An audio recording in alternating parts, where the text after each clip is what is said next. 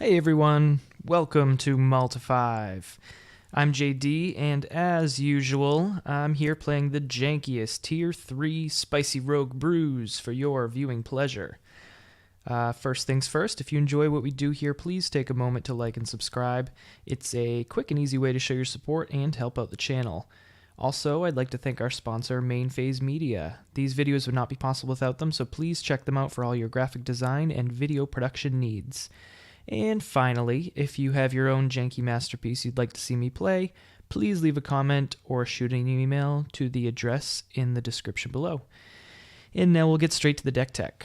And today we're playing 7 Land Belcher, which is a combo deck based around the card Goblin Charbelcher. Which is more commonly seen in Legacy, but we're going to try to force it to work in Modern. So the way this card works, it's a 4-mana artifact, and then it's a 3 mana and a tap to activate its ability, which says, reveal cards from the top of your library until you reveal a land card. Goblin Charbelcher deals damage equal to the number of non-land cards revealed this way to any target. If the revealed land card was a mountain, blah, blah, blah. That doesn't really matter for our deck. So the goal is to get a Goblin Charbelcher out and activate it and shoot our opponent in the face for a whole bunch of damage. So the downside is if we hit a land, it runs the risk of not one-shotting them, which is what we really are looking to do, is just throw this down, hopefully activate it in the same turn, and just immediately kill them. So that means we can't have any lands in our deck.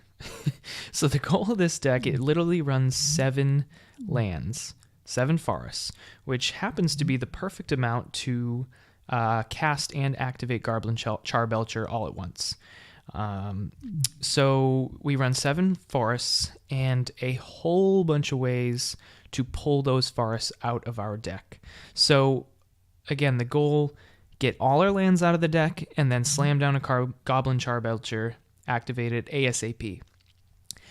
So we've got all kinds of cards like Caravan Vigil, search your library for a basic land card, Lay of the Land, similar, all these kinds of effects. Search your library for a basic land. The deck is full of effects like that to basically, like I said, just pull all these forests out ASAP. There are some cool synergies. So obviously the downside to running only 7 forests is sometimes you won't see them in your opening hand. So and you just won't be able to do anything. So there's a cool card called Chancellor of the Tangle. This kind of acts like additional lands without being lands. It's a way to kick off our turn 1.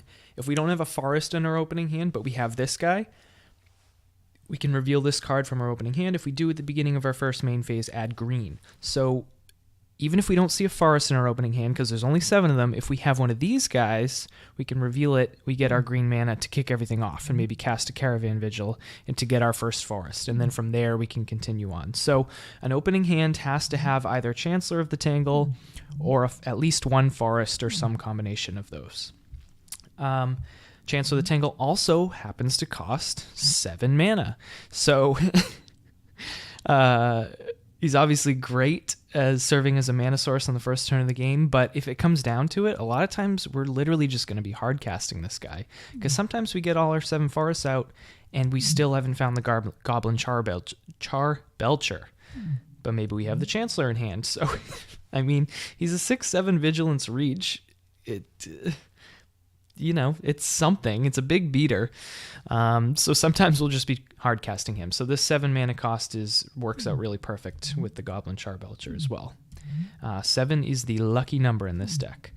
Let's see. So some other cool kind of synergies and little tricks. Well, we'll go through everything. So Ancient Stirrings. Great card in Modern, great card in our deck. We look at the top 5 cards, reveal a colorless card, and put it into our hand. So colorless would be lands. Lands are technically colorless. So this is another card to help us search out our forests, or it can also search out our Goblin Charbelcher.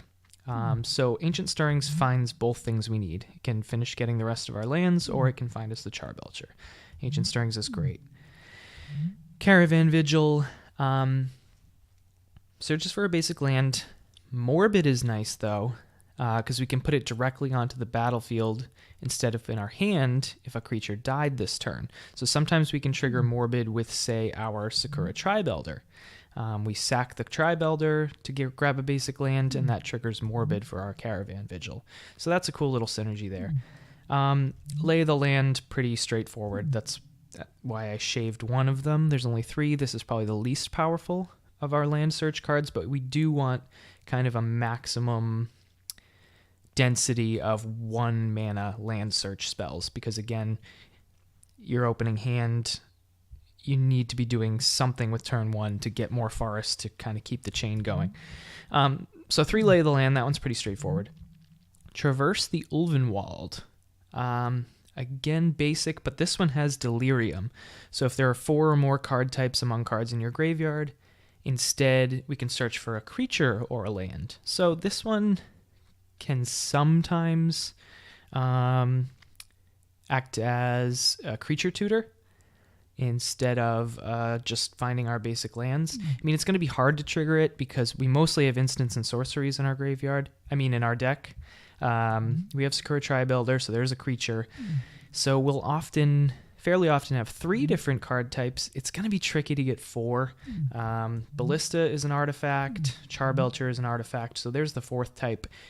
So sometimes it's possible Traverse will trigger Delirium and we'll be able to look for a creature if we wanted to.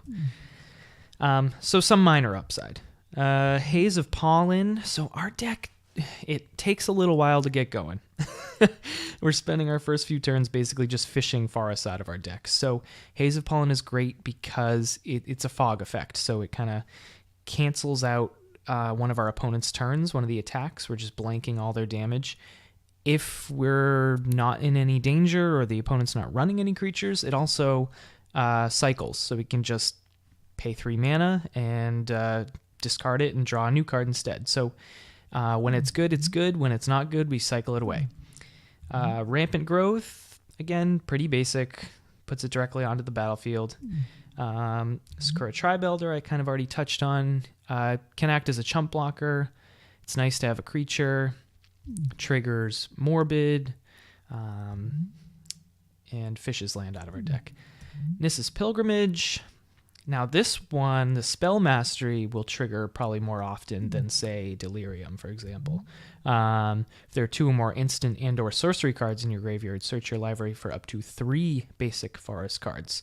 So very often, by the time we're casting this 3-mana Nissa's Pilgrimage, we've already cast, say, a Caravan Vigil and a Rampant Growth or whatever. So there will very likely be enough to trigger Spell Mastery. So this is probably fishing out hopefully the remaining forests in our deck. That's a pretty good card. Recross the Paths is sneakily one of the best cards in the deck. So this one's interesting. You reveal cards from the top of your library until you reveal a land card. Put that card onto the battlefield and the rest on the bottom of your library in any order. So, and then you clash, but clashing doesn't really matter. The important thing is, if we don't have all our forests out yet, it acts as one more way, just like the rest of the cards, to grab one. However, if we already have all our forests out of the deck, what this card does is basically tutors for our Goblin Charbelcher or literally anything we want. Because what happens is there's no lands in our deck, so we'll reveal cards, go through the entire library, not revealing any land cards. So we don't put anything onto the battlefield, so we just go to the next part of the spell, which says put the rest on the bottom of your library in any order. And the in any order part is the most crucial thing. So we've basically just flipped our entire deck, and now we get to stack our deck however we want and put it all back. So we put all 4 Goblin Charbelchers on top to make sure we're drawing those and activating them. We can, if we really need a walking ballista, we can, put that on top. We can put the Hornet Queen on top. So it just allows us to literally stack our entire deck if all the forests are already out. So Recross the Paths is amazing. Finally, Search for Tomorrow. It's a pretty good one. It can either be hard cast for 3 mana, or we can suspend it for just 1 green mana. So it's versatile. We can cast this on turn 1 if we have nothing else. We can hard cast it on turn 3. So it can go either or. It's flexible, which is why I like it. We talked about Goblin Charbelcher. We talked about Chancellor. Hornet Queen is kind of a why not card. I mean, so it's 7 mana, which is, again, the sweet spot here. It's a 2/2 flyer with Death Touch. When it enters the battlefield, we're creating 4 1/1 flyers with Death Touch. So it's just a cool card, and it can actually be kind of a powerhouse. You could certainly put in like a Wormcoil Engine or some other powerful creature here as an additional threat, but Hornet Queen's like 20 cents or something ridiculously cheap. So I kind of just went for the budget version and threw that in. The nice thing about, say, a Wormcoil, for example, is it can be found with Ancient Stirrings. So there's definitely upgrades you could make, but for our purposes, Hornet Queen's pretty hilarious, so I just went with that. And a couple copies of Walking Ballista. Again, this can be found. I just happen to have these already, which is why I threw them in. If I had Wormcoil Engines already, I'd throw them in, but Ballista can be found with Ancient Stirrings. It takes care. It's very good at dealing with small opposing creatures. We can just ping them away pretty easily. So Ballista can be situationally very good. And I guess we'll move over to the sideboard here. So we're kind of slow, and so we're really going to struggle against the fast decks. So I've got a couple copies of Fog in addition to the Haze of Pollens already in the main board. We can bring in some more Fog effects to slow things down until we can go off. Life Goes On for like the burn matchup. Again, if they're burning us out too quickly, we are just not going to survive long enough. So Life Goes On is a good way to pad our life total. If we cast this after, say, we sack a Sakura Tribe Elder, we're gaining 8 life, which is a huge chunk of our life total. So Life Goes On comes in against those burn matchups, which will probably be very difficult for us. Relic of Progenitus for Graveyard Hate can be found with Ancient Stirrings. Same with Damping Sphere can be found with Ancient Stirrings. This is for like the Tron matchup, Storm matchup, kind of hoses both of those. Dungrove Elder comes in against Control, because our Haze of Pollen will be pretty useless. Fog effects against Control is kind of useless. So Dungrove Elder, it's hexproof, so it's hard for them to deal with after it's hit the board. We also have Carnage Tyrant, can't be countered, and it's hexproof, so this is very difficult for Control decks to deal with. So these will come in those matchups. Fracturing Gust deals with artifacts and enchantments, great against Affinity, etc. So that's the basics of it. This deck's obviously not going to be super competitive, but we might steal a few games here and there. It's definitely going to be hilarious, and it looks like a lot of fun. So we're going to try this in a friendly Modern League and see how we do. So I'll see you in the first match.